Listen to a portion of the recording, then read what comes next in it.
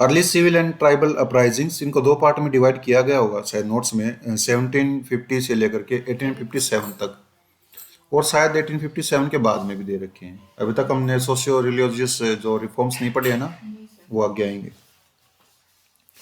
देखो, Bengal and eastern region में कौन से चले हैं, इनको याद रखना कि कौन से रीजन में चलाया गया था, ये क्वेश्चन पूछे जाते हैं। बंगाल में और ईस्टर्न रीजन में। देखो, सन्यासी अपराइजिंग 1770, सन्यासी विद्रोह हो गया, ठीक है।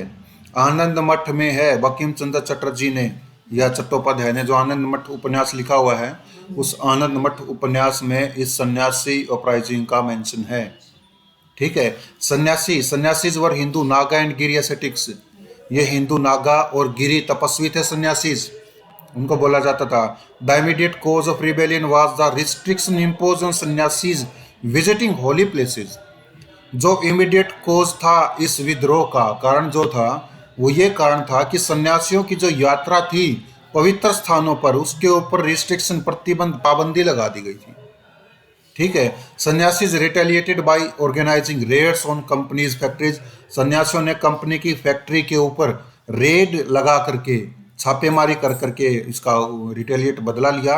एंड स्टेट ट्रेजरीज, और जो स्टेट की ट्रेजरीज है, जो खजाना जो स्टेट का जहाँ रहता है, उसके ऊपर जो छापेमारी करके इन्होंने क्या किया, बदला किया। तो सन्यासी अपराइजिंग विद्रोह, सन्यासी कौन थे, किस एरिया में और कौन से सन में, ये तीन याद रखने इसमें हर विद्रोह में, कौन, एरिया, सन, ठीक है। फकीर अपराइजिंग, फकीरों का विद्रोह, फकीर भी बोल दिया जाता है इसको, 1776 में आया है, ठीक है। देखो, इसमें क्या दे रखा है, रियल नेम ऑफ देवी चौधरानी, ठीक है, प्रफुल्ला देवी था, ठीक है। नेम गिवन बाय भवानी पाठक, भवानी पाठक के द्वारा इसका नाम दिया गया था देवी चौधरानी को, ठीक है। इनकी स्टोरी जब पढ़ोगे ना, ये बाद में बताऊंगा मैं इसको। देखो पहले क्या फकीर अपराइजिंग। फकीर्स वर वेंडरिंग मुस्लिम्स, फकीर जो थे वो घुमंतु मुस्लिम लोग थे, रिलीजियस मेंडिकेंट्स थे, धार्मिक व्यापारी थे जो घूम घूम कर व्यापार करते थे। Shortly after the annexation of Bengal, Bengal के एनेक्सेशन के तुरंत बाद, थोड़े समय के बाद, revolted Majnum Shah, revolted against the British, British लोगों के खिलाफ मजनूम शाह ने क्या कर दिया, आक्रमण कर दिया, रिवोल्ट कर दिया, विद्रोह कर दिया। नेतृत्व किसने किया, मजनूम शाह, ये याद रखना है।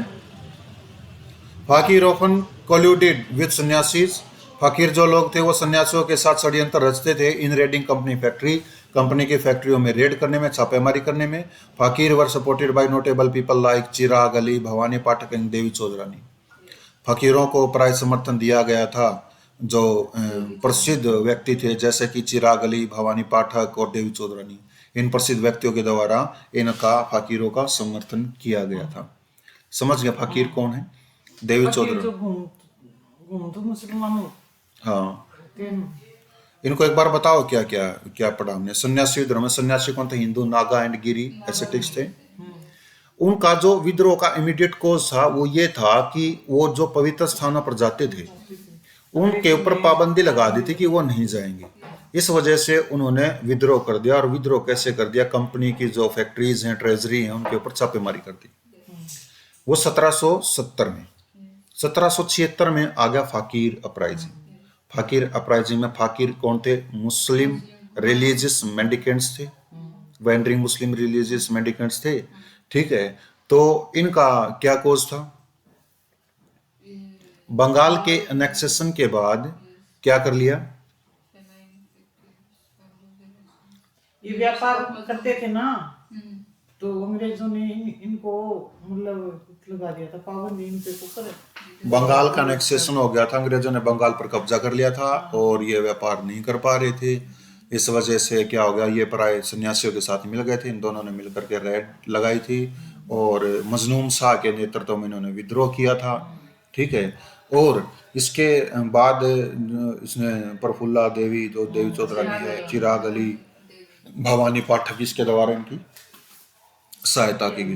पागलपंथीज 1830 में, it was a semi religious sect, यह एक अर्ध धार्मिक सेक्ट था, भाग था, ठीक है, कोई पंथ था। जैसे पंथीज, पंथ से ही पता चल रहा है, सेक्ट, सेक्ट मीन होता पंथ, ये आधा धार्मिक था। फाउंडेड बाय करमशाह के द्वारा इसकी स्थापना की थी, नॉर्थर्न बंगाल, उत्तरी बंगाल में। His son Tipu took up cause of tenants, इसका जो पुत्र था करमशाह का टीपू, उसने किसानों के कारण को समझा और उसने विद्रोह कर दिया था। ऑपरेशन ऑफ जमींदार एंड ब्रिटिश लोगों के द्वारा, जमींदारों के द्वारा जो किसानों का शोषण हो रहा था, उसके खिलाफ टीपू ने क्या कर दिया था, विद्रोह कर दिया था। He asked his followers not to pay the rent, उसने अपने अनुयायियों को कहा कि वो रेंट पे ना करें, कर अदा ना करें। पागलपंथी था। बताओ क्या है। 1830 में आया। सेमी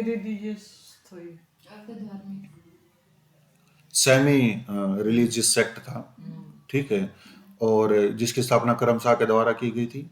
उसका बेटा टीपू, उसने किसानों के दुख को समझा और उसने विद्रोह कर दिया था, ठीक है, जमींदारों को और ब्रिटिशर्स के खिलाफ किया था। उसने बोला था अपने अनुयायियों को कि वो टैक्स पे ना करें। Ahom revolt, Ahom area पता है, नॉर्थ असम में, उसमें नॉर्थन में। British pledged to withdraw from Assam, British लोगों ने प्लेज किया, ठीक है, शपथ ली कि वो असम से चले जाएंगे after the first Burma war 1824 to 26। पहला एंग्लो बर्मा वार जो हुआ था 1824-26 में, उसके बाद ब्रिटिश लोग असम से चले जाएंगे, उन्होंने ये शपथ ली थी।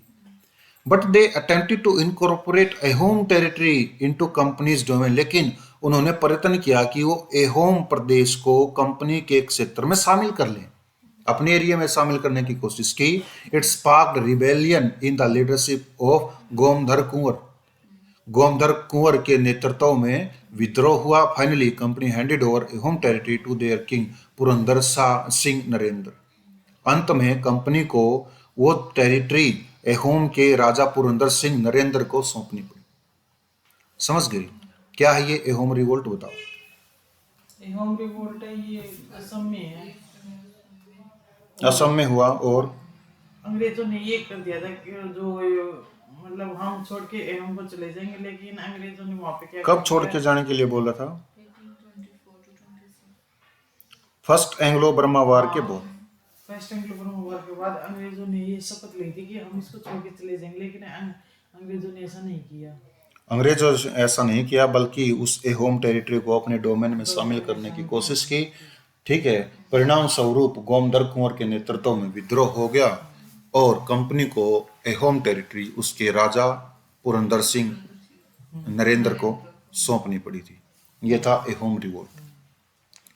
कोल म्यूटिनी, म्यूटिनी भी विद्रोह होता है, अपराइजिंग भी विद्रोह होता है, ठीक है, रिवोल्ट भी विद्रोह होता है। तो 1831 में हुआ था और ये 1828 में, ठीक है, क्योंकि फर्स्ट एंग्लो बर्मा वार 1824-26 में हो गया, इसके तुरंत बाद वो ये प्रोसीजर चला भाई मिलाने का, फिर ये विद्रोह हो गया 1828 में। 1831 में हुआ Kol mutiny. It happened in the areas of Ranchi, Singhbhum, Hazaribagh and Palamu under the leadership of Buddhu Bhagat. Buddha भगत के नेतृत्व में यह रांची, सिंहभूम, हजारीबाग, पलामू के क्षेत्र में हुआ Kol mutiny. The reason of the revolt was large scale transfer of land from Kol headman to outsiders like Sikh and Muslim farmers. विद्रोह का कारण यह था कि जो कोल मुखिया था, कबीले का जो मुखिया था, उस मुखिया का जो अधिकार था, कबीले का जो अधिकार था जमीन पर, उस जमीन का बहुत बड़ा भाग आउटसाइडर्स को, बाहरी लोगों को सौंपा जा रहा था, जैसे कि सिखों को और मुसलमानों को, ठीक है। इसलिए उन्होंने क्या कर दिया था, बुद्ध भगत के नेतृत्व में विद्रोह कर दिया था। समझ गए? Any question? Kol rebels killed and burnt about 1000 of outsiders. Kol विद्रोहियों ने लगभग हजारों बाहरी लोगों को मार दिया और जला दिया। यह था विद्रोह, कोल म्यूटिनी। कब हुआ था कोल म्यूटिनी? 1831 में। क्या क्या है और इसके बारे में क्या पता? किसके नेतृत्व में विद्रोह हुआ था? बुद्ध भगत के नेतृत्व में, ठीक है। क्यों हुआ था? क्योंकि इसमें जो हजारीबाग और इनमें से जो ये एरिया था ना, ये वहाँ के जो कोल हेडमैन का जो एरिया था वो बाहरी लोगों को, सिखों को और मुसलमानों को दिया जा रहा था, इसलिए उन्होंने विद्रोह कर दिया और हजारों बाहरी लोगों को, आउटसाइडर्स को उन्होंने मार दिया और जला दिया था। खासी अपराइजिंग, ठीक है। East India Company wanted to build a road linking Brahmaputra valley to Sylhet. East India Company Brahmaputra valley को सिलहेट से जोड़ने के लिए एक रोड बनाना चाहती थी। ठीक है। It in pursuance of this objective large number of outsiders like Englishmen, Bengalis and laborers from plain flooded the area। ठीक है। मतलब इस लक्ष्य को प्राप्त करने के लिए, इस लक्ष्य का अनुसरण करने के लिए, रोड बनाने के लिए बहुत भारी संख्या में बाहरी लोगों को, जिनमें अंग्रेज शामिल थे, बंगाली थे, मजदूर थे, वो मैदानी इलाकों से इस एरिया में आ गए थे। ब्रह्मपुत्र वैली पहाड़ी एरिया में आ गए थे मैदानी इलाकों से। Under the leadership of Tirath Singh के नेतृत्व में खासी, गारो और सिंगपो एंड खम्पति, ये लोग हैं, ठीक है, ऑर्गेनाइज द रिवोल्ट। उन्होंने विद्रोह को क्या किया, ऑर्गेनाइज किया, संगठित किया। इन्होंने मिलकर के विद्रोह किया था तीरथ सिंह के नेतृत्व में, समझ गए। और इससे पहले जो विद्रोह हमने पढ़ा था कोयल म्यूटिनी, किसके उसमें हुआ था नेतृत्व में, बुद्धो भगत में। और उससे पहले जो पढ़ा था हमने एहोम रिवोल्ट, वो किसके, गोमधर कुंवर। किसको टेरिटरी वापस कर दी गई, पुरंदर सिंह नरेंद्र को। उससे पहले जो विद्रोह पढ़ा था हमने फकीर पागलपंथी, किसके उसमें हुआ था, टीपू ने। ठीक है। और जो उससे पहले हमने पढ़ा था फकीर विद्रोह, किसके नेतृत्व में,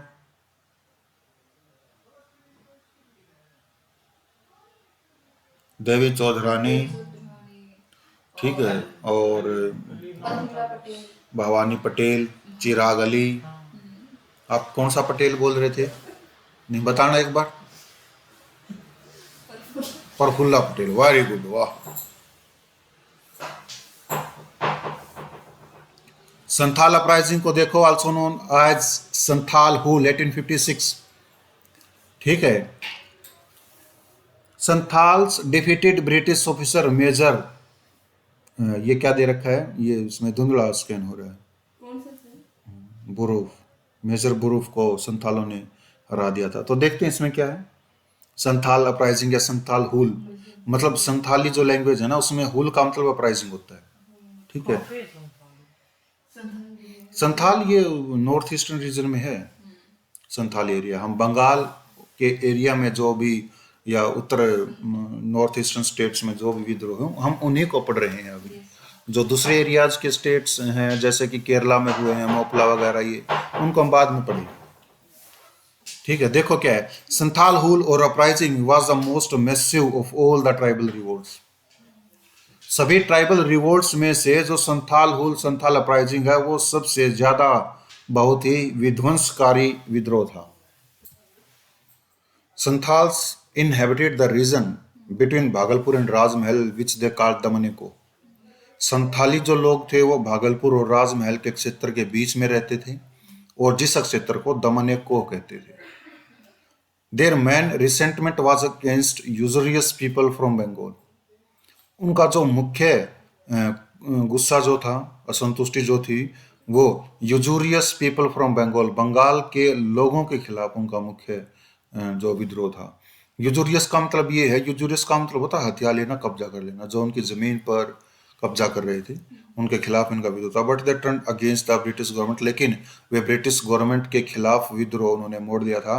when they saw that government officials were hand in gloves with the oppressors. ठीक है। जब उन्होंने देख लिया था कि जो सरकारी अधिकारी हैं वो शोषणकर्ताओं से मिले हुए हैं, तो उन्होंने ब्रिटिशर्स के खिलाफ भी विद्रोह कर दिया था। They called these all outsiders as dikus. वे इन सभी बाहरी लोगों को दिकूज कह करके बुलाते थे। Under the leadership of Sidhu and Kanhu, Sidhu और कान्हू के लीडरशिप में, दे रोज इन रिवोल्ट, उन्होंने विद्रोह कर दिया सिद्धू और कान्हू के नेतृत्व में। The leaders claim that Thakur, ये जो नेता थे सिद्धू और कान्हू, उन्होंने दावा किया कि जो ठाकुर है, ठाकुर का मतलब भगवान, God, had communicated with them, भगवान ने उनके साथ बात की है, कम्युनिकेट किया है। That and ask them to take up arms against the dikus, और ये कहा भगवान ने कि दिक्कुओं के खिलाफ विद्रोह करें, शस्त्र उठाएं, तो असर इन सतयुग को शुरू करने के लिए बाहरी लोगों के खिलाफ क्या करें, शस्त्र उठाएं, ये उन्होंने भगवान का नाम लेकर के बोला। The rebellion was suppressed with immense brutality, ये जो विद्रोह था ये बहुत ही ब्रूटलिटी के साथ दबा दिया गया, अत्याचार के साथ। पाइका रिबेलियन 1870, पाइका रिबेलियन 1817 में 1817 में Paikas were traditional landed militia of kingdom of Khurda, Khurda की राजधानी के जो लड़ाका जो लोग थे वो पाइकाज थे, खुर्दा किंगडम्स थे जो पारंपरिक लड़ाका लोग थे। When Britishers started tinkering with the revenue system in 1803, जब ब्रिटिशर्स अंग्रेज 1803 में रेवेन्यू सिस्टम में सुधार कर रहे थे, farming community of Odisha rose in rebellion, Odisha की जो फार्मिंग कम्युनिटी थी, फार्मिंग समुदाय, कृषि करने वाला समुदाय, वो विद्रोह में उठ खड़ा हुआ। British revoked the rent free states of Paikas, Britishers ने जो पाइका का जो रेंट फ्री स्टेट थी जिन पर कर नहीं लगाया जाता था उसको रिवोक कर दिया, उन पर अब कर लगने लगा था उसको कैंसिल कर दिया था। इन दिस सिनारियो, इस सिनारियो में लेड बाई बख्शी जगबंधु, बख्शी जगबंधु के नेतृत्व में Paikas forced company forces, Paikas ने कंपनी की फोर्सेस को मजबूर कर दिया to retreat from Khurda, Khurda से वापस लौटने के लिए मजबूर कर दिया। But later it was suppressed, लेकिन बाद में इस विद्रोह को दबा दिया गया। छुआर अपराइजिंग 1766-1795, छुआर विद्रोह 1766 से 1795 में। Reasons of the revolt were famine, economic hardships and enhance land revenue demands from British. इस विद्रोह के जो कारण थे वो अकाल था, आर्थिक कठिनाइयां थी और बढ़ा हुआ भूमि कर था जो ब्रिटिश मांग कर रहे थे, डिमांड कर रहे थे, उन्होंने कर बढ़ा दिया था। खोन अपराइजिंग, खोन अपराइजिंग कौन सा 1837-38 से लेकर 1856 तक चले थे, छोटे छोटे विद्रोह होते ही रहे थे। British attempted to put an end to Khonds practice of human sacrifice Meriah, मानव बलि प्रथा मारिया जो खोंड की एक प्रथा है उसके ऊपर या उस प्रथा को खत्म करने के लिए ब्रिटिश ने, अंग्रेजों ने प्रयत्न किया। फर्स्ट दे परसुएडेड, बट पहले तो ब्रिटिश लोगों ने परसुएड किया, मनाया, उनको राजी किया। But later they try to force to stop this practice, लेकिन बाद में अंग्रेजों ने जबरदस्ती इस प्रथा को बंद करने की कोशिश की। अंडर द लीडरशिप ऑफ चक्र बिसोई, चक्र बिसोई के नेतृत्व में खोंड रिवोल्टेड, खोंड ने विद्रोह कर दिया था। मानव बलि प्रथा, इनका जो मारिया जिसको बोला जाता है, वो इसका क्या था, कारण था। ये क्वेश्चन पूछा गया है, व्हाट इज मारिया प्रथा, ये ऐसे है वैसे है, ठीक है। फैराजी अपराइजिंग, फैराजी उपदारू क्या 1838 से 57 तक।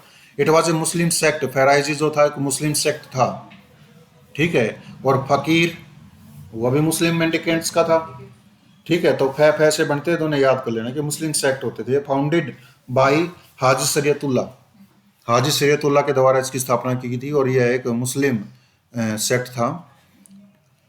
हिज सन दादू मियाँ, उसका जो पुत्र था हाजी शरीयतुल्लाह का पुत्र Dadu Miyan, try to expel English intruders, उसने इंग्लिश इंट्रूडर्स को एक्सपेल करने की कोशिश की, भगाने की कोशिश की फ्रॉम बंगाल, बंगाल से। He also supported the cause of peasants, उसने किसानों के कारण का भी समर्थन किया था। Who were exploited by the British and zamindars, जिनको जमींदारों और ब्रिटिशर्स के द्वारा शोषित किया जा रहा था। Munda revolt also known as Ulgulan of Munda 1819 and 1900, ठीक है, रांची एरिया में चला था ये मुंडा रिवोल्ट, इसको बोला जाता है। बिरसा मुंडा के नेतृत्व में हुआ था ये, ठीक है।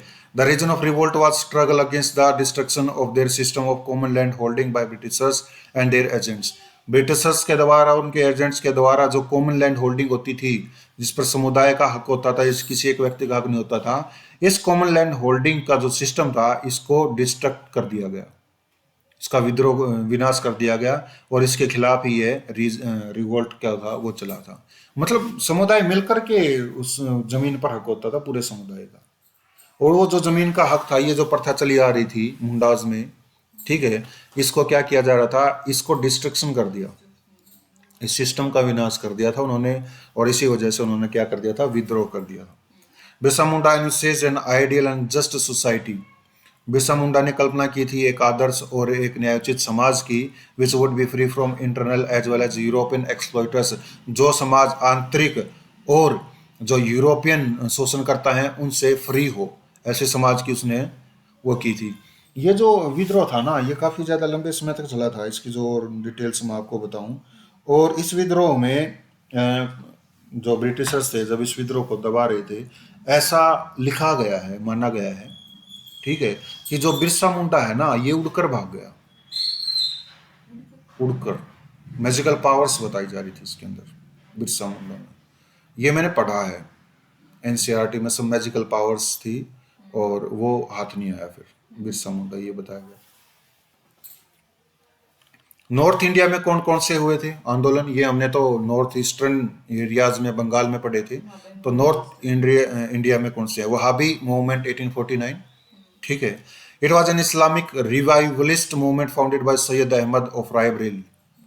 रायबरेली के सैयद अहमद के द्वारा इस वहाबी मूवमेंट की स्थापना की गई थी, शुरू किया गया था ये। Who was inspired by teachings of Abdul Wahab, जो अब्दुल वहाब की शिक्षाओं से प्रभावित हुआ था। सऊदी अरेबिया में कोई अब्दुल वहाब है, उसकी शिक्षाओं से प्रेरित होकर के सैयद अहमद रायबरेली के थे, उसने इस विद्रोह की शुरुआत की थी। He condemned the western influence on Islam and advocated return to pure Islam. उसने जो इस्लाम धर्म पर पश्चिमी प्रभाव पड़ा है उसकी निंदा की और उसने वकालत की कि वापस शुद्ध इस्लाम धर्म में लौट करके लोग आ जाएं। Soon after the annexation of Punjab in 1849, 1849 में पंजाब के एनेक्सेशन के बाद they turned against the British, वे ब्रिटिश लोगों के खिलाफ हो गए। पंजाब का एनेक्सेशन कब हुआ था, चिलियावाला युद्ध में 1849 में। Ranjit Singh died in 1839। और ये किसने शुरू किया था बैटल ऑफ चिलियावाला, कैसे हुआ था, इसकी इंफॉर्मेशन बता सकते हो? रानी जिंदन। रणजीत सिंह तो 1839 में मर गए थे, 1849 में रानी जिंदन ने इसके क्या किया कि जो अंग्रेज हैं वो सतलुज नदी पर पुल बना रहे थे। इस पुल को लेकर के उन्होंने बहुत सारी भारी संख्या में सेना बुला रखी थी। रानी जिंदन ने समझ लिया कि ये सेना की तैयारी नहीं है, ये कोई युद्ध की तैयारी कर रहे हैं। तो इस प्रकार से रानी जिंदन ने अपनी फोर्सेस को आदेश दे दिया कि वो ब्रिटिशर्स पर आक्रमण कर दे। ब्रिटिशर्स ने 1849 में उसकी सेना को हरा दिया और उसके ऊपर कब्जा कर लिया, पंजाब के ऊपर। और जैसे ही पंजाब के ऊपर कब्जा हो गया, ये लोग ब्रिटिश सरकार के खिलाफ हो गए। इज इट क्लियर और नॉट? कुका मूवमेंट 1840 में कुका मूवमेंट राम सिंह के द्वारा चलाया गया। इट वाज फाउंडेड बाय भगत जवाहर मल के द्वारा इसकी स्थापना की गई थी इन पंजाब में। Initially it was a religious purification campaign. प्रारंभ में यह धार्मिक शुद्धिकरण का एक कैंपेन था, बट लेटर बाद में after the annexation of Punjab के एनेक्सेशन के बाद they turned against the British, वे ब्रिटिश लोगों के खिलाफ हो गए।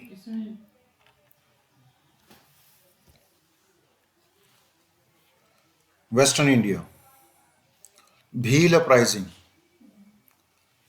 1846। द लीडर वाज सेवाराम, इसका जो लीडर था वो सेवाराम था। It started in Khandesh area of western Ghat के पश्चिमी घाट के खांडेस एरिया में शुरू हुआ था। Due to British occupation of Khandesh area, ब्रिटिशों ने अंग्रेजों ने खांडेस एरिया पर कब्जा कर लिया था, इस वजह से ये खांडेस एरिया में शुरू हुआ था। After which there was a fear of agrarian hardships, जिसके मतलब ब्रिटिश का कब्जा होने के बाद ये लोगों में डर था एग्रेरियन हार्डशिप्स का, कृषि से संबंधित कठिनाइयों का उनको डर था। इस वजह से उन्होंने क्या कर दिया था, विद्रोह की शुरुआत कर दी थी। Bhil uprising under the leadership of Sevaram. Kol uprising 1829-1844, it started in western Ghats, यह भी पश्चिमी घाट में शुरू हुआ था। Company's rule brought large scale unemployment and destruction of many forts of Koli, ठीक है। बहुत से जो किले थे और उनका जो विनाश कर दिया गया, डिस्ट्रॉय कर दिया गया, और एक बड़े पैमाने पर जो बेरोजगारी हुई कंपनी के शासन के बाद, इस वजह से यह शुरू हुआ था। समझ गए? कोली अपराइजिंग। रामोसी राइजिंग क्या है? 1822 में, 1825 में, 1839 में हुआ। Ramosis are hill tribes of western Ghats. Ramosi जो हैं वो वेस्टर्न घाट के हिल ट्राइब्स हैं, पहाड़ी कबीलियाई लोग हैं। They were not reconciled to the British rule, वे ब्रिटिश रूल के प्रति संतुष्ट नहीं थे। Initially they revolted under the leadership of Chittur Singh in 1822। प्रारंभ में 1822 ईस्वी में उन्होंने चित्तूर सिंह के नेतृत्व में विद्रोह कर दिया। दे अगेन रिवोल्टेड इन 1839, फिर से उन्होंने रिवोल्ट 1839 में कर दिया after the deposition of Rana Pratap Singh of Satara में जो राणा प्रताप सिंह है उसको पद से हटाने के बाद 1839 में फिर से उन्होंने क्या कर दिया था, विद्रोह कर दिया था। Gadkari revolt of Kolhapur and Sawantwadi 1844 में। Gadkaris were hereditary military class, जो गडकरीज हैं वो वंशानुगत मिलिट्री क्लासेस हैं, सैनिक वर्ग से संबंध रखते हैं। हूँ गैरिसन मराठा फोर्ट्स, जो मराठा फोर्ट में किलों में गैरिसन थे, मतलब वहां रहते थे वो लड़ाका लोग, गडकरीज बोला जाता था उनको। This garrison were disband by British, ये जो गैरिसन थी ये ब्रिटिश लोगों के द्वारा डिसबैंड, प्रतिबंधित कर दी गई थी। For facing unemployment they revolted, बेरोजगारी का सामना करते हुए उन्होंने विद्रोह कर दिया। ठीक है, साउथ इंडिया में कौन कौन से विद्रोह हुए हैं, पहले हमने नॉर्थ ईस्टर्न स्टेट में पढ़े, नॉर्थ में पढ़े, उसके बाद हमने वेस्टर्न में, साउथ इंडिया में। Revolt of Raja of Vizianagaram 1792, Vizianagar के राजा का विद्रोह 1792 में। After the acquisition of northern Sarkar by British, they started to demand 3 lakh rupees from Raja of Vizianagaram. उत्तरी सरकार के को कब्जा करने के बाद ब्रिटिश लोगों ने 3 लाख रुपए की डिमांड करना शुरू कर दी थी विजयनगर के राजा से। राजा इंसिस्टेड द मूव, राजा ने रेजिस्टेड द मूव, राजा ने इस डिमांड का विद्रोह किया, but he did died during combat with British in 1794, लेकिन ब्रिटिशों के साथ युद्ध करते करते 1794 में उसकी मृत्यु होगी। लेटर ब्रिटिश कंसिलिएटेड विद इट्स सन, बाद में ब्रिटिश लोगों ने उसके पुत्र के साथ संधि कर ली थी। ये था राजा ऑफ विजयनगरम का विद्रोह। दीवान वेलुथम्पी विद्रोह, दीवान वेलुथम्पी का विद्रोह 1805 में। Harsh conditions were imposed on Travancore, Travancore के ऊपर काफी ज्यादा कठोर शर्तें लागू कर दी गई थी बाई वेलेस्ली, वेलेस्ली के द्वारा। ठीक है, कठोर शर्तें ट्रैवनकोर के ऊपर लागू कर दी गई थी, इम्पोज कर दी गई थी, थोप दी गई थी। Britishers also adopted a very high handed attitude towards Nair community, Nair समुदाय के खिलाफ भी ब्रिटिशों का जो कड़ा रुख था, कड़ा रुख अपना लिया था। इन दिस सिनारियो, इस सिनारियो में दीवान वेलुथम्पी ने असिस्टेड बाय नायर्स, जिसको नायर्स के द्वारा सहायता की गई थी, रिवोल्टेड अगेंस्ट ब्रिटिश, ब्रिटिशर्स के खिलाफ उसने विद्रोह कर दिया। Britishers hanged Velu Thampi publicly, Britishers ने, अंग्रेजों ने वेलुथम्पी को सरेआम फांसी दे दी थी। To instil fear among the people, लोगों के मन में भय बिठाने के लिए, इंस्टिल करने के लिए। रंपा रिवोल्ट 1920 टू 1924 में भी चला था, 1879 में हुआ था। Also referred as Maiam uprising, इसको मय्यम अपराइजिंग भी बोला जाता है। लीडर कौन थे? Alluri Sitarama Raju, member of Calcutta secret society, had messianic powers. ठीक है, मेसियनिक पावर थी, उसमें मसीहा के जैसे पावर थे अल्लूरी सीताराम राजू में। ठीक है, इसको क्या बोला जाता? मय्यम uprising. Rampas are the hill tribesman of coastal Andhra, जो रंपाज थे वो तटीय आंध्र प्रदेश के पहाड़ी कबीलियाई लोग थे। They revolted against the designs of British वे, जो ब्रिटिशर्स के जो डिजाइन्स थे उनके खिलाफ उन्होंने क्या किया? विद्रोह किया। वेयर बाई, जिसके माध्यम से so many restrictions were imposed on them in the name of forest regulation, जिसके माध्यम से बहुत सारी जो रिस्ट्रिक्शंस थी उनके ऊपर थोप दी गई थी फॉरेस्ट रेगुलेशन के माध्यम से, फॉरेस्ट रेगुलेशन के नाम पर। ठीक है, वनों के नियमीकरण के या नियामक करण के नाम पर उनके ऊपर बहुत सारे प्रतिबंध लगा दिए गए थे। इसलिए रंपाज ने आंध्र प्रदेश में क्या कर दिया? विद्रोह कर दिया था। नेचर ऑफ अपराइजिंग, अपराइजिंग का नेचर क्या था?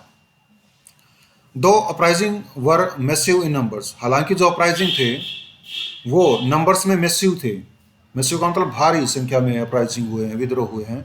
बट देवर लोकलाइज, लेकिन जो विद्रोह हुए ना वो लोकलाइज लेवल पर हुए हैं, स्थानीय स्तर पर, कभी आंध्रा में, कभी वेस्टर्न घाट में, कभी नॉर्थ ईस्टर्न में, कभी कहीं, कभी कहीं, कभी पंजाब में, जैसे कुका, लोकल लेवल पर हुए हैं, काफी संख्या में हुए हैं। They were based on only local grievances, और ये केवल जो स्थानीय दुख हैं, स्थानीय कारण के कारण ही हुए थे। मैनी टाइम्स, बहुत बार, रिवोल्ट्स वर बैकवर्ड लुकिंग, जो रिवोल्ट्स थे वो बैकवर्ड लुकिंग थे। Keen to restore past practices, वो केवल भूतकाल की प्रथाओं को ही रिस्टोर करना चाहते थे बहुत बार। ठीक है, इसलिए वो बैकवर्ड लुकिंग थे। Number 4, the leadership of the revolt was semi feudal in nature, जो लीडरशिप थी, नेतृत्व जो था इनका विद्रोह का, वो सेमी फ्यूडल था। सेमी फ्यूडल का मतलब बहुत ही कम, अर्ध सामंती लगा लो। अर्ध सामंती का मतलब एक ऐसे सामंत को लीडर बना दिया जाता था जिसको समर्थन दे दिया जाता था कुछ ही लोगों की सेना के द्वारा। ये सेमी फ्यूडल्स थे। Those who were less recalcitrant, जो बहुत ही कम रिकैल्सिट्रेंट थे, वर पेसिफाइड थ्रू कंसेशंस बाय ब्रिटिश, मतलब कम विद्रोह करता लोग जो थे वो ब्रिटिशर्स लोगों के द्वारा कंसेशन देकर के शांत कर दिए गए थे। The fights were unequal in nature, जो फाइट थी वो नेचर में इनइक्वल थी। Inhabitants fort with primitive weapons, ठीक है, जो निवासी थे लोकल वो पुराने हथियारों के साथ लड़ रहे थे। On the other hand British had sophisticated weapons, दूसरी तरफ जो ब्रिटिश लोग थे उनके पास बहुत ही जटिल हथियार थे। ठीक है, any question? Let us start the revolt of 1857।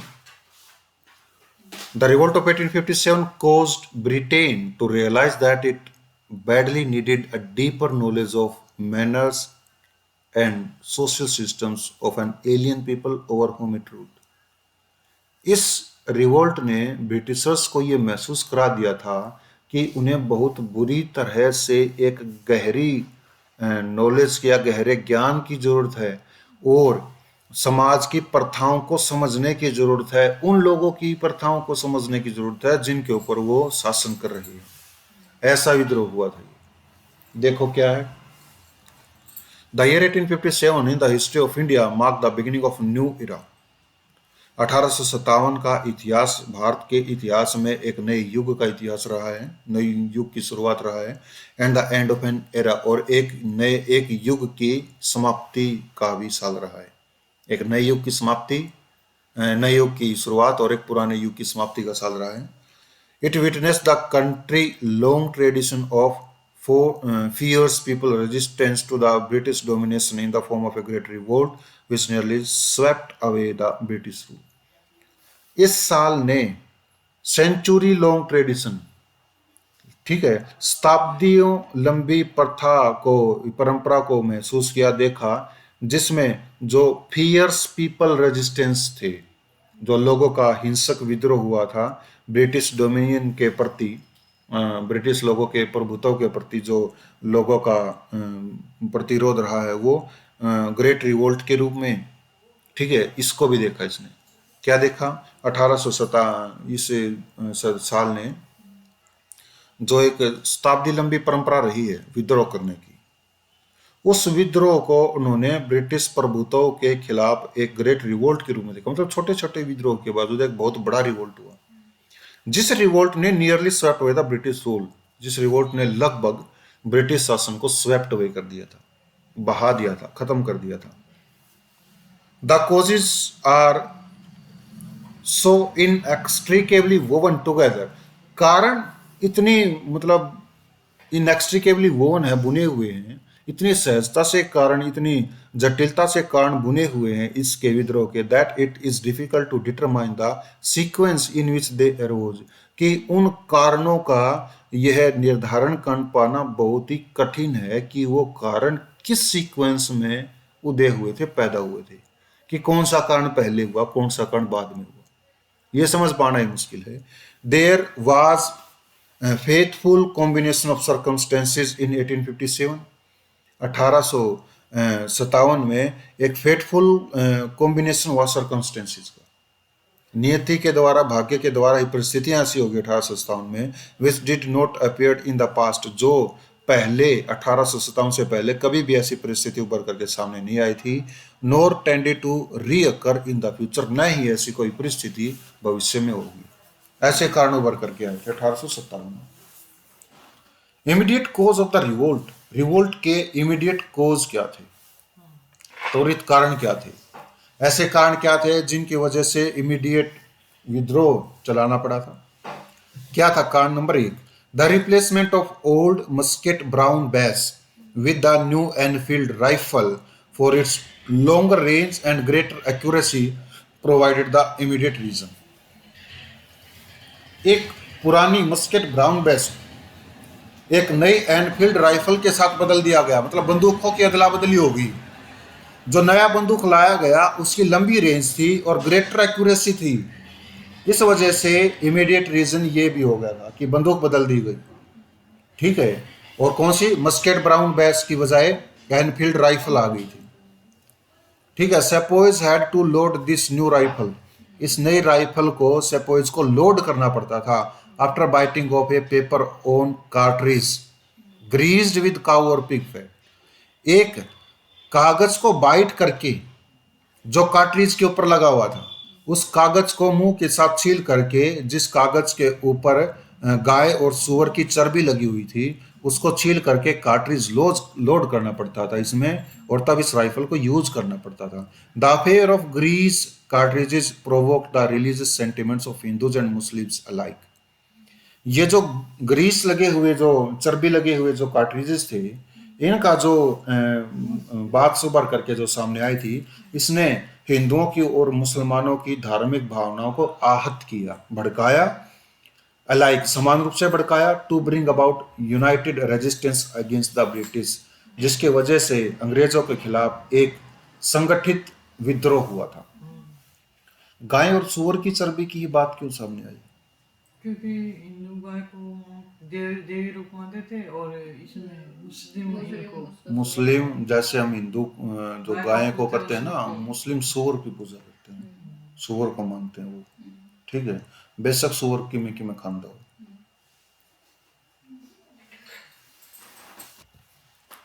Military causes of revolt. Revolt के मिलिट्री कॉजेज क्या है? एनलिस्टमेंट ऑर्डर ऑफ 1856, 1856 में एक एनलिस्टमेंट ऑर्डर आया. इसके क्या प्रावधान थे? It made it obligatory on the part of sepoys to go on duty wherever ordered. इसने एनलिस्टमेंट ऑर्डर ने सिपाहियों को यह मानने के लिए मजबूर कर दिया कि उन्हें ड्यूटी पर वहीं जाना पड़ेगा जहां उनको आदेश दिया जाए. ये मानना पड़ा था उनको. It led the sepoys to suspect, इसने सिपाहियों में शंका पैदा कर दी, that government intended to force them all to embrace Christianity.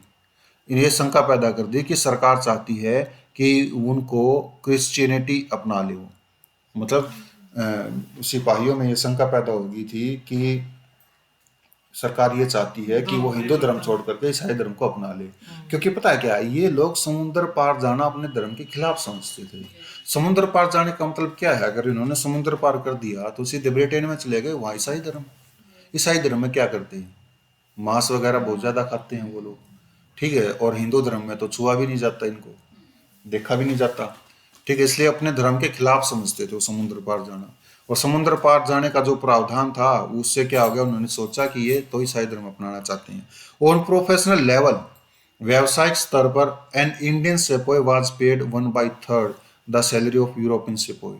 व्यावसायिक स्तर पर भी जो एक भारतीय सिपाही था, उसको 1/3 भाग के बराबर सैलरी दी जाती थी जो यूरोपियन सिपाही को मिलती थी.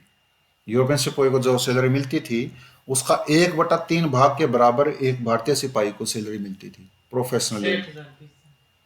हाँ, ठीक है.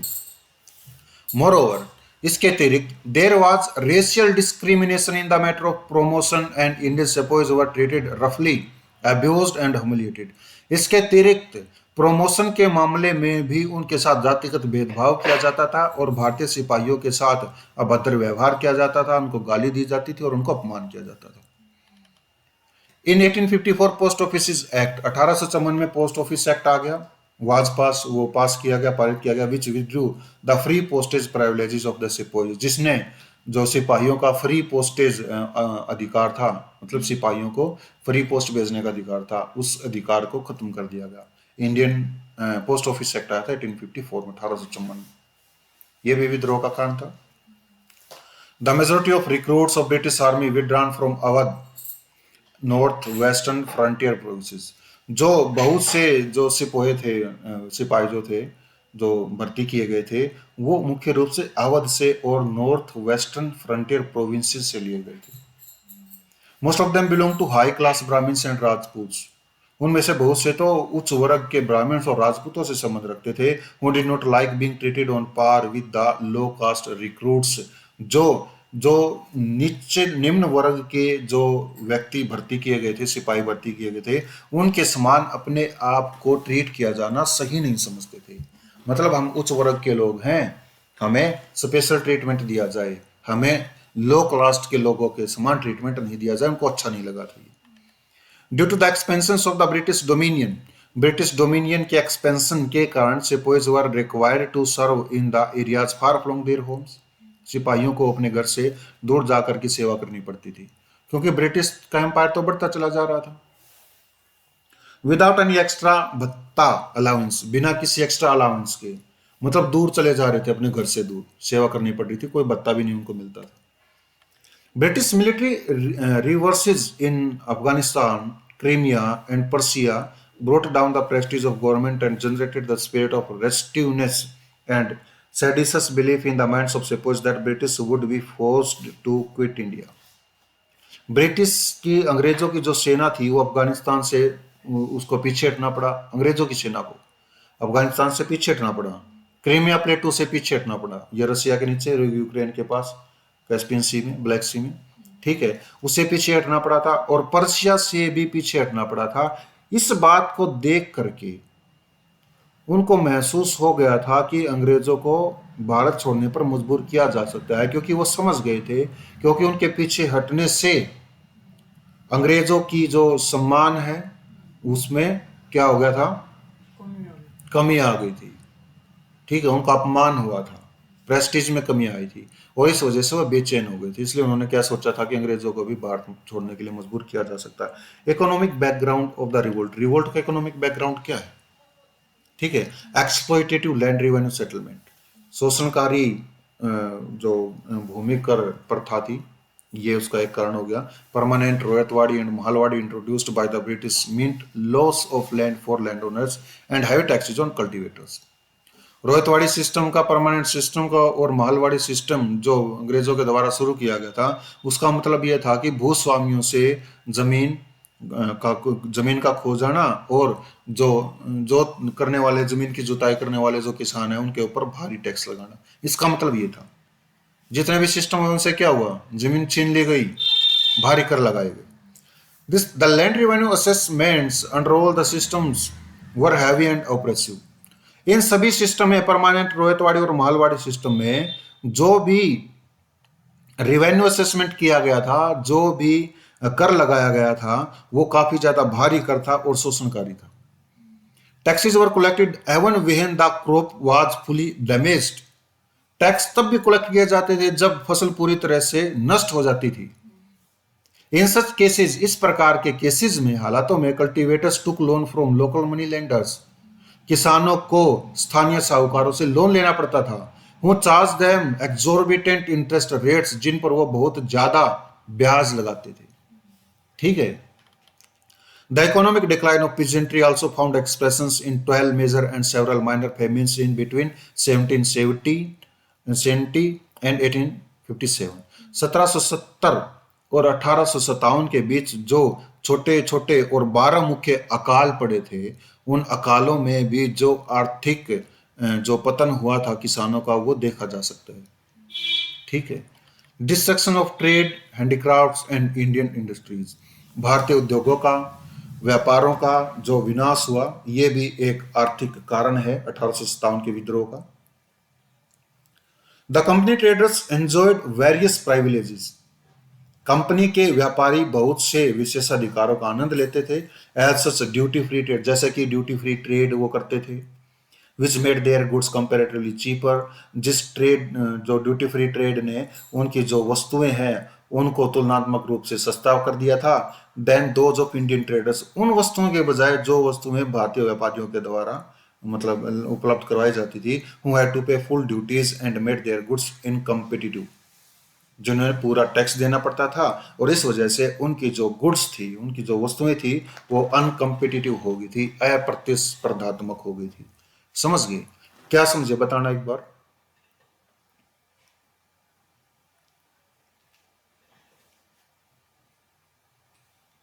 जो अंग्रेज व्यापारी हैं, वो जो भी ब्रिटेन से सामान लेकर के आते हैं तो उनके ऊपर कोई टैक्स नहीं लगता।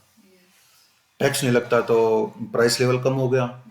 लेकिन जो इंडियंस हैं उनकी वस्तुओं पर अंग्रेजों ने टैक्स लगा रखा था, मतलब वो महंगी हो गई। तो महंगी हो गई तो अप्रतिस्पर्धात्मक हो गई, वो कंपटीशन में नहीं आई, और उनकी चीजें सस्ती थी तो लोग उनकी चीजों को ज्यादा खरीदते थे। समझ गए? ये था इसमें। The belligerence of Indians is reflected in the proclamation of Azamgarh. Azamgarh की घोषणा में जो बेचैनी है भारतीय लोगों की वो रिफ्लेक्ट की गई, प्रदर्शित की गई है। ठीक है, आजमगढ़ की घोषणा 25 अगस्त 1857 को हुई थी। अब इसमें देखो, confiscation of rent free states.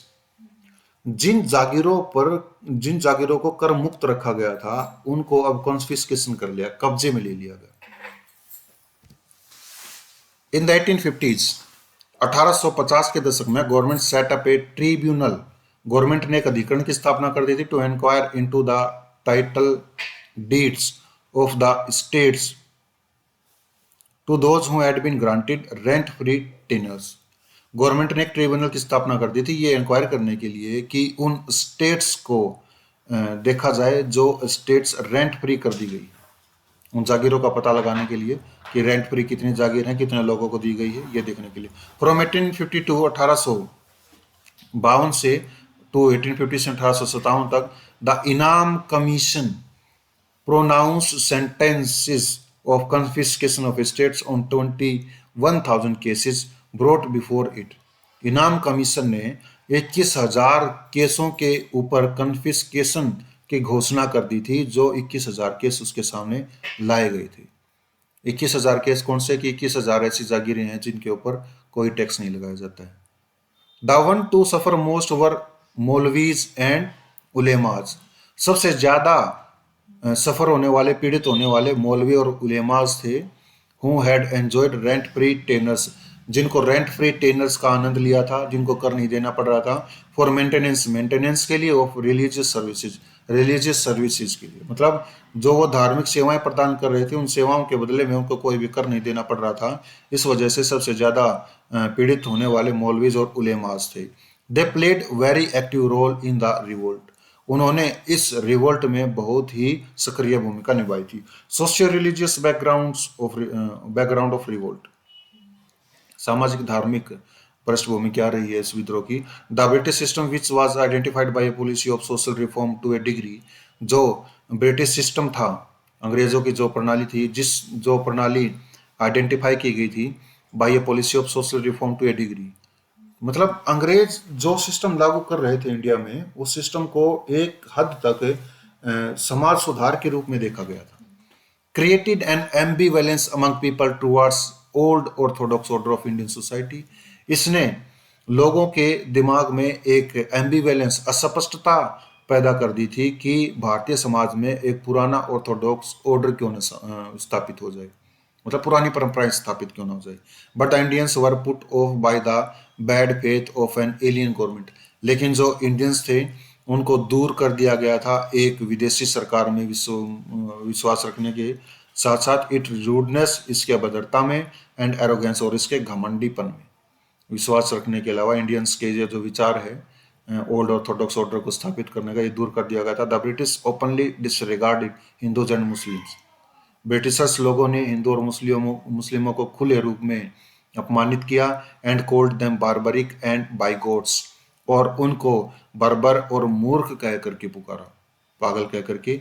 Further इसके आगे द प्रोसेलिटाइजिंग एक्टिविटीज, जो मिशनरी एक्टिविटीज हैं वो ऑफ क्रिश्चियन मिशनरीज, धर्म प्रचारक गतिविधियां जो क्रिश्चियन मिशनरीज की हैं, फर्दर फ्यूल्ड द फायर, उन्होंने आगे भी आग को भड़का दिया। इन 1850 1850 में introduction of religious disabilities act, धार्मिक अयोग्यता अधिनियम के शुरुआत से 1850 में, which tried to modify many Hindu customs, जिसने बहुत सी भारतीय प्रथाओं को बदलने की कोशिश की। Was highly contested by Indians, वो इंडियंस के द्वारा बहुत ही ज्यादा कॉन्टेस्ट किया गया, प्रतिस्पर्धा की गई, लड़ा गया मुकदमा, इसके ऊपर केसेस वगैरह हुए।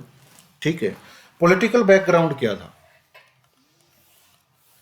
The company made several annexations under Wellesley's subsidiary alliance and Dalhousie doctrine of lapse. Dalhousie की जो लैप्स की नीति है और वेलेस्ली की जो सहायक संधि की नीति है, उसके माध्यम से कंपनी ने बहुत से क्षेत्रों को अपने कब्जे में ले लिया था, बहुत से क्षेत्रों को अपने राज्य में, साम्राज्य में मिला लिया था। जैसे कि सतारा को 1848 में, जैतपुर एंड संबलपुर को 1849 में, बागत उड़ीसा में है ये, 1850 में, उदयपुर को 1852 में, झांसी 1853 में, नागपुर 1854 में। ठीक है, ये डॉक्ट्राइन ऑफ लैप्स और वेलेस्ली की सहायक संधि के आधार पर मिलाए गए थे। The absorption of this kingdoms, in kingdoms को जो एब्जॉर्ब किया गया, अपने साम्राज्य में मिलाया गया, and vast states into British territory, और बहुत ही विस्तृत जागीरों को ब्रिटिश टेरिटरी में मिलाया गया, was carried out with impunity, वो इम्प्यूनिटी के साथ किया गया। इम्प्यूनिटी का मतलब दंड के साथ, पुनिशमेंट दे करके। The Mughal emperor was reduce to the state of helplessness, जो मुगल सम्राट था वो एक असहाय की स्थिति में छोड़ दिया गया था, कम हो गया था, मतलब असहाय की स्थिति तक कहीं सिमट गया था, कोई सहायता नहीं कर रहा था उसकी। Awadh and Punjab both were annexed in defence of treaty rights, Awadh और पंजाब दोनों को ट्रीटी के जो राइट्स थे उसका उल्लंघन करने के लिए मिलाया गया था, जो संधि की गई थी उनके साथ उसका उल्लंघन किया, इसलिए उनको मिला लिया गया। The last of Peshwa, Peshwas में से जो लास्ट था नाना साहिब जो था, to be recognize as such was denied, जिसको रिकॉग्नाइज किया जाना था वो भी मना कर दिया गया, मतलब हम किसी पेशवा को नहीं मानते। सबसे लास्ट पेशवा जो नाना साहिब थे वो। An enormous amount of ill will and popular discontent, एक एनॉर्मस का मतलब होता है बहुत विशाल, अमाउंट मीन की मात्रा, ऑफ मीन की का मतलब बुरी भावना, मतलब बहुत ज्यादा बुरी भावना, और पॉपुलर डिसकंटेंट और लोकप्रिय असंतुष्टि was residue of this wholesome wholesale sweeping away of native rulers and native states. ये जो नेटिव स्टेट्स को और नेटिव रूलर्स को स्वीपिंग अवे किया गया, एक एक करके इनको हटा दिया गया, और नाना साहिब को भी नहीं पहचाना गया, यही बस एक अंश बचा हुआ था जो डिसकंटेंट का था। ठीक है, जिससे असंतुष्टि हो गई थी। Causes of the revolt, revolt का कारण क्या है, एक्चुअल कॉज। अब तो हमने बैकग्राउंड देखा है, सामाजिक परिवर्तन, समाज में क्या हस्तक्षेप किया, इकोनॉमिकली क्या हस्तक्षेप किया, ठीक है, धार्मिक रिलीजियस वे में क्या कैसे कैसे उसने हस्तक्षेप किया, एग्रीकल्चर में क्या हस्तक्षेप किया, शोषण कैसे किया, ठीक, ये देखा, कॉज ऑफ द रिवोल्ट है। ठीक है, ऑन 2 फेब 1857, 2 फरवरी 1857 को the 19th Bengal native infantry, 19वीं बंगाल नेटिव इन्फेंट्री में एट बहरामपुर में refuse to use the newly introduced rifle, इसने नया जो राइफल इंट्रोड्यूस किया गया है उसको यूज करने से मना कर दिया। किसने? Native Bengal infantry, 19 native Bengal infantry, Baharampur में, 2 फरवरी 1857 की बात है।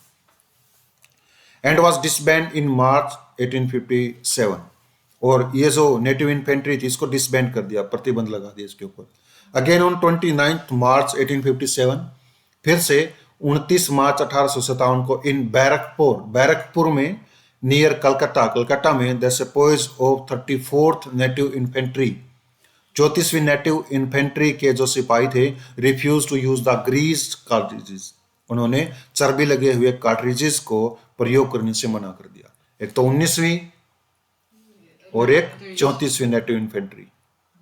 ठीक है, वन यंग ब्राह्मण सेपोई, एक युवा ब्राह्मण सिपाही Mangal Pandey, went a step further, वो एक कदम आगे बढ़ गया, and killed one of his European officer, और उसने अपने एक यूरोपियन ऑफिसर को मार दिया। पांडे वाज ओवरपावर्ड, पांडे के ऊपर काबू पाया गया, and hanged and his regiment was disbanded, उसको फांसी दे दी गई, और उसकी जो रेजिमेंट थी उसको भी प्रतिबंध लगा दिया। The real outbreak it believed to be the mutiny of sepoys at Meerut, जो वास्तविक आउटब्रेक हुई, वास्तविक जो शुरुआत हुई इस विद्रोह की, वो मानी जाती है कि वो मेरठ में सिपाहियों के विद्रोह से हुई थी। Earlier on 23rd of April, native cavalry, पहले 23 अप्रैल को जो नेटिव कैवलरी है, refuse to use the greased cartridges, उसने भी चर्बी लगे हुए कारतूसों का प्रयोग करने से मना कर दिया। They were tried by the court, by a court, न्यायालय के द्वारा उनके ऊपर मुकदमा चलाया गया, कोर्ट मार्शल किया गया, and sentence hard labour for 10 years, और 10 साल के कठोर परिश्रम का उन्हें दंड दिया गया। ऑन May 9 मई को the sentence was promulgated before the whole garrison, ये जो सजा थी ना, ये पूरी की पूरी गैरिसन के सामने दी गई थी, बताई गई थी। The mutineers were stripped of their uniform, जो म्यूटिनियर्स थे, विद्रोही जो थे, उनकी वर्दी उतार दी गई। फैटर्ड, बेड़ियां डाल दी गई। एंड मार्च्ड टू जेल, और उनको जेल में डाल दिया गया। नेक्स्ट डे, अगले दिन, संडे को, रविवार को, मई 10 को, द सेपोइज म्यूटिनी, सिपाहियों ने विद्रोह कर दिया। The first act was to release their fellow sepoys from jail who were soon to be jailed joined by the soldiers of native infantry। जो पहला काम उन्होंने किया, उन्होंने सबसे पहले उनके जो दोस्त सिपाही थे जिनको जेल में डाला गया था, उनको आज़ाद करवाया गया, और जल्दी ही उन्हें जो नेटिव इन्फेंट्री थे उनके सैनिकों के द्वारा ज्वाइन कर लिया गया, दोनों साथ मिल गए। रीचिंग दिल्ली ऑन मई 11 मई को दिल्ली पहुंच करके विद्रोहियों ने proclaimed Bahadur Shah second as the emperor of Hindustan, Bahadur Shah second को हिंदुस्तान के सम्राट की घोषणा करने की। बहादुर शाह सेकंड हिंदुस्तान का सम्राट है। And Europeans in Delhi were massacred by the night, और रात तक यूरोपियन जो दिल्ली में थे उनको मैसेकर्ड, हत्या कर दी गई। Very soon rebellion spread to Lucknow, बहुत जल्दी ही जो विद्रोही थे वो लखनऊ तक फैल गए। इलाहाबाद, कानपुर, झांसी, बरेली, बनारस, बिहार, बंगाल, यहां तक फैल गए थे। समझ आ गया? Prominent leaders of revolt, revolt के प्रोमिनेंट लीडर्स कौन से थे? एट दिल्ली में नॉमिनल एंड सिंबॉलिक, नाम मात्र का, ओनली प्रतीकात्मक लीडरशिप, नेतृत्व जो किया गया था, belong to the emperor Bahadur Shah, नाम मात्र के नेता बहादुर शाह थे। And the real command was in the hand of general Bakht Khan, और वास्तविक जो कमांड थी वो जनरल बख्त खान, मतलब वास्तविक नेता बख्त खान था, नाम मात्र का नेता बहादुर शाह। एट कानपुर में the natural choice was Nana Sahib, Nana Sahib का जो वास्तविक नाम था दोंदू पंत था। ठीक है, कानपुर में जो नेचुरल चॉइस थी वो नाना साहिब की थी। The adopted son of last Peshwa Bajirao second, जो नाना साहिब है, जो बाजीराव सेकंड लास्ट पेशवा जो है उसके दत्तक पुत्र थे, गोद लिए हुए पुत्र थे ये।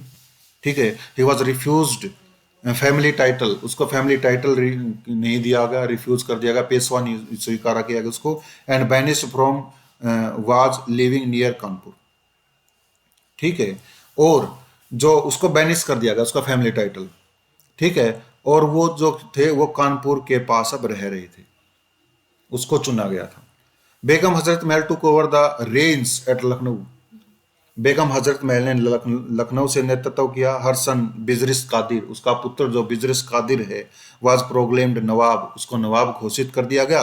And regular administration was organized with the help of Hindu and Muslim officers, और जो रेगुलर एडमिनिस्ट्रेशन था वो हिंदू और मुस्लिम ऑफिसर्स के साथ ऑर्गेनाइज किया गया। मतलब अब ईस्ट इंडिया कंपनी का अंग्रेजों का एडमिनिस्ट्रेशन नहीं माना, खुद ही वो प्रशासन चलाने लग गए थे। एट बरेली में Khan Bahadur, former descendant of Rohilkhand ruler, Khan Bahadur जो थे, जो रोहिलखंड शासक का एक वंशज थे, वो वाज प्लेस्ड इन कमांड, वो कमांड में रख दिए गए। मतलब उस वहाँ बरेली से कौन थे? खान बहादुर नेता थे।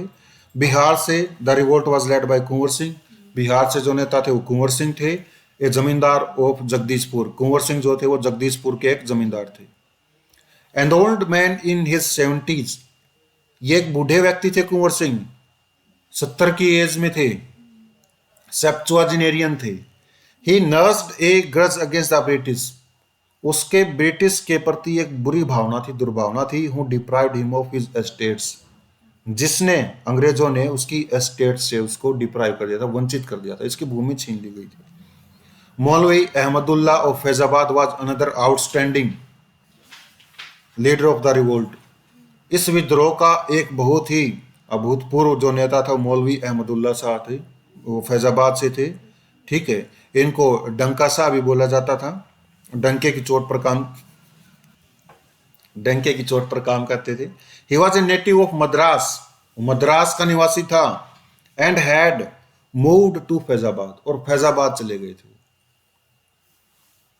The most outstanding leader of the revolt was Rani Lakshmibai, इस विद्रोह की सबसे ज्यादा उत्कृष्ट नेता, सर्वश्रेष्ठ नेता रानी लक्ष्मीबाई थी ऑफ झांसी, झांसी की। Who assumed the leadership of sepoys at Jhansi, जिसने सिपाहियों का नेतृत्व झांसी में किया था, रानी लक्ष्मीबाई ने। She was joined by Tatya Tope, Tatya Tope के द्वारा उसको ज्वाइन किया गया। ए क्लोज एसोसिएट ऑफ नाना साहिब, जो नाना साहिब के क्लोज एसोसिएट थे, ठीक है, उसके द्वारा मतलब ये शामिल हो गए थे। ये पोइम भी है ना, और नाना संखेली वो बड़ी मर्दानी थी खूब, ऐसे ऐसे कोई है, ये सुभद्रा कुमारी चौहान ने लिख रखी है, ठीक है, खूब लड़ी मर्दानी वो तो झांसी रानी थी, ठीक है। सप्रेशन ऑफ रिवोल्ट, रिवोल्ट को कैसे सप्रेशन किया गया देखो। More than a year rebels carried on their struggle, लगभग 1 साल से ज्यादा तक जो विद्रोही लोग थे उन्होंने अपने संघर्ष को जारी रखा अगेंस्ट हैवी ओड्स, विचित्र परिस्थितियों में। रानी लक्ष्मीबाई एंड कुंवर सिंह एस्केप्ड, रानी लक्ष्मीबाई और जो कुंवर सिंह थे एस्केप्ड, बच निकले द वेंजियंस ऑफ ब्रिटिश, अंग्रेजों के वेंजियंस थे, गुस्से से बच निकले थे। एंड गोट मार्टर्ड, और वो क्या हो गए थे, मार्टर्ड, शहीद हो गए थे, रानी लक्ष्मीबाई और Kunwar Singh. Bahadur Shah was imprisoned and exile to Rangoon, where he died in 1862, Bahadur Shah Zafar को जेल में डाल दिया गया और रंगून भेज दिया गया, जहां वो 1862 में उनकी मृत्यु हो गई। बेगम हजरत महल एंड नाना साहब फ्लैट टू नेपाल, बेगम हजरत महल और नाना साहब जो थे वो नेपाल भाग गए। तात्या टोपे वाज हैंग्ड इन अप्रैल 1859, तात्या टोपे जो थे उनको अप्रैल 1859 में उनको फांसी दे दी गई। मौलवी अहमदुल्ला जो फैजाबाद से थे, killed by a pro British raja, वो ब्रिटिश समर्थक राजा के द्वारा मार दिए गए, अंग्रेजों द्वारा नहीं, ब्रिटिश समर्थक राजा के द्वारा मार दिए गए। इन शाहजहांपुर इन जून 1858, जून 1858 में शाहजहांपुर में मार दिए गए। कॉजेस ऑफ फेलर, फेलर के क्या क्या कारण थे, क्यों फेल हो गया। The revolt did not embrace the entire country, विद्रोह पूरे देश में नहीं फैला। Lack of support from various sections of the society, particularly the rulers, merchants, zamindars and educated intelligentsia, समाज के बहुत से भागों से, बहुत से सेक्शंस से समर्थन नहीं मिला, विशेष रूप से राजाओं से समर्थन नहीं मिला, व्यापारियों से, जमींदारों से, और जो एजुकेटेड इंटेलिजेंस या बुद्धिजीवी जो वर्ग है उनसे समर्थन नहीं मिला विद्रोह को। The revolt was parochial in outlook, जो रिवोल्ट था वो अपने भाव से पैरोकियल था, संकीर्ण सोच वाला था, पैन इंडिया सोच नहीं थी। The poor organization and lack of coordination among the rebels, विद्रोहियों के बीच में संगठन जो था वो कमजोर था और उनमें कोई समन्वय की भी कमी थी। Was perhaps the most important cause of its failure, वो ये है लगभग इसके असफल होने का सबसे महत्वपूर्ण कारण था। क्या कि उनमें ऑर्गेनाइजेशन नहीं है, एकत्रित नहीं है, एकता नहीं है, एकता का भाव था और समन्वय का भाव था, ये सबसे महत्वपूर्ण कारण माना गया इसके फेलियर का। Superiority of the British resources की सुपीरियरिटी थी, सर्वश्रेष्ठ संसाधन थे, जैसे telegraph services kept commander in chief inform about the movement of rebels, जो टेलीग्राफ सर्विसेज थी वो उस टेलीग्राफ सर्विसेज ने कमांडर इन चीफ को सूचित रखा था कि रिबेल्स की मूवमेंट क्या है, किस ओर बढ़ रहे हैं विद्रोही। Neither the leaders nor the sipahis were inspired by the high ideals of nationalism, न तो नेता और ना ही सिपाही अपने राष्ट्रवाद के आदर्शों से प्रेरित थे, राष्ट्रवाद की भावना की कमी थी, समझ गए। सिग्निफिकेंस ऑफ रिवोल्ट, रिवोल्ट की सिग्निफिकेंस क्या है। Though it was an unsuccessful attempt, हालांकि यह एक असफल प्रयास था, but even in its failure, लेकिन फिर भी इसकी फेलर में, इसके सफलता में, इट सर्व्ड ग्रेट पर्पज, इसने ग्रेट पर्पज का काम किया, बहुत बड़े उद्देश्य को इसने सर्व किया था। It implanted the seeds of nationalism, इस विद्रोह ने राष्ट्रवाद के बीज बो दिए थे, एंड एंटी इंपीरियलिज्म और गैर साम्राज्यवाद या साम्राज्य विद्रोही बीज बो दिए थे, which further is going to guide the national movement, जिन्होंने आगे नेशनल मूवमेंट को गाइड किया था, जिनकी वजह से राष्ट्रीय जो आंदोलन है उसको एक दिशा मिली थी, ठीक है। इसके बाद क्या हो गया 1857 में, 1858 में क्वीन विक्टोरिया की घोषणा आ गई थी 1 नवंबर या 30 नवंबर 1858 में। उसके बाद क्या क्या परिवर्तन हुए थे वो हमने वो पढ़े हुए हैं, 1858 में क्या हो गया, 1858 के बाद वो देखेंगे, अभी नहीं आए हैं, ठीक है, उनको देखेंगे। तो ब्रिटिश एडमिनिस्ट्रेशन में हमने पढ़े थे, नेक्स्ट क्लास में इसको डिस्कस करेंगे।